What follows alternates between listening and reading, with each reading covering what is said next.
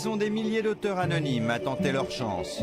Monsieur Thomé, le concierge des éditions Gallimard, transporte peut-être sur son dos l'un des futurs chefs-d'œuvre de la littérature française.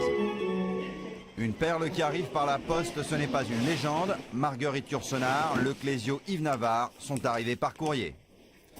Ici, chez Gallimard, on reçoit 6000 manuscrits par an. La plupart sont tout simplement adressés à l'éditeur, sans autre précision, comme des bouteilles à la mer. Ces manuscrits, pas question de les mettre à la poubelle ou de les réexpédier, pas question d'en perdre un seul. Bien au contraire. Chaque envoi est soigneusement référencé, numéroté. Tout est enregistré, date d'arrivée, nom de l'auteur, coordonnées, titre, nombre de pages. Mais déjà, on sélectionne. Qu'est-ce que vous allez automatiquement refuser? Les livres de cuisine, les guides sur le yoga, pour donner un exemple, enfin tout ce qui ne concerne pas nos collections. Ici, les manuscrits sont seulement feuilletés et on y détecte les petits pièges posés par les auteurs qui veulent être sûrs d'avoir été lus. Parfois, les auteurs mettent des petits indices, une page à l'envers, par exemple, ou bien un cheveu collé entre deux pages, ça arrive. Bonjour Daniel. Philippe de Manet, c'est l'homme clé de la sélection.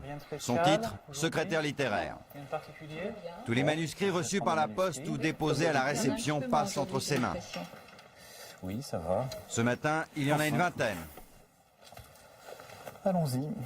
Isolé dans son petit bureau, il consacre 5 à 15 minutes à chacun des manuscrits, question d'épaisseur. Il ne lit pas tout, un coup d'œil rapide lui suffit.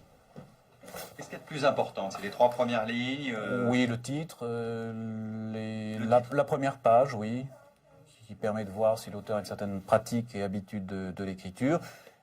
On fait un coup de sonde ici et là, et puis la fin est toujours aussi intéressante.